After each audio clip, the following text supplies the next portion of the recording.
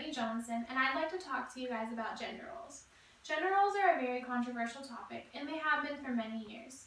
I would like to explain to you the history, opinions, and progression of gender roles.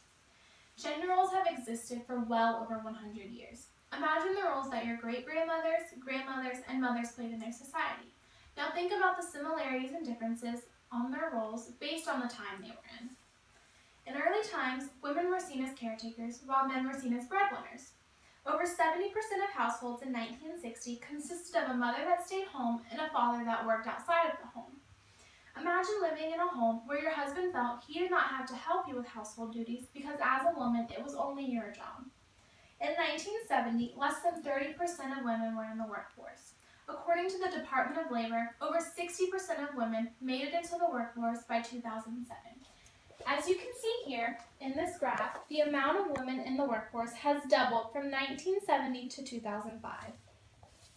Now, think of all the trials and tribulations women went through in order to work outside of the home. Being a woman raised by numerous independent women, I was very interested to learn and research gender roles and how they have changed throughout time. I read various articles to understand the statistics and thoughts on gender roles from the past to today in our modern world. I am going to explain to you a brief history on the progression of gender roles and how people look at them from the 1920s up until now. Time has allowed the image of a woman to evolve. The Pew Research Center reported that a married woman is more likely to out-earn her husband in today's society than any other time. While the acceptance of women in the workforce has become more apparent in our world, it's clear many still feel predominantly a woman should be at home. Sarah Glynn, an Associate Director of Women's Economic Policy at the Center of American Progress, stated, "There's clearly some sort of cognitive dissonance going on. People don't understand the definition of transitional gender roles. People still want a woman in the working world, yet they still want her raising a child. So as you see, women have continuously broken into the workforce, but people are still holding them to standards of traditional gender roles."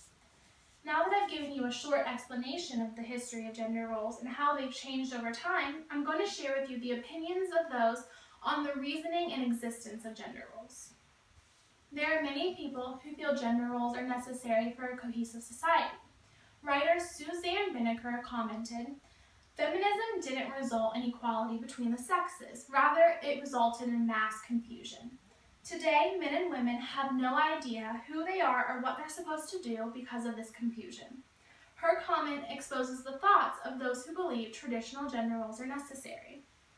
Before the 1970s, gender roles were seen as very valuable things.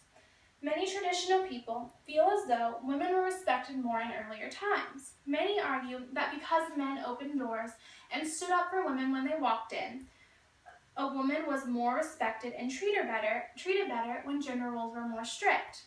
While there are many people that agree with Susan Binnicker and feel that traditional gender roles are necessary, there are also numerous individuals that believe traditional gender roles have no place in our modern society. Times have changed, and many modern people believe a man and a woman can share roles and responsibilities. According to a survey conducted by Amato, Booth, and Rogers, by the end of the 1990s, the majority of husbands believe that spouses should share breadwinning, that a wife's employment does not interfere with her role as a mother, and that husbands should take a greater share of the housework when their wives are employed. If you look here at this graph, you can see the reports from the husbands and wives significantly increased by 2000. As times changed, husbands started to help more in the home. Our own president, Barack Obama, signed the Lilly Ledbetter Fair Pay Equal Pay Act. In 2009, it was able to give women the chance for equal pay just as men have. As you can see, opinions on gender have continuously varied even in our modern society. In conclusion, although gender roles between men and women have become less severe in recent years, it is evident that they do still exist. However, little by little, we are trying to move towards a more gender equal society. With gender roles in place, the image of women will always be seen as the weaker sex and men will always be seen as superior. We're moving towards equal pay. We're moving towards better attitudes in regards to traditional gender roles. And the people who believe that without gender roles we will lose the value of a woman must understand it is not the job of the woman to live up to other people's expectations.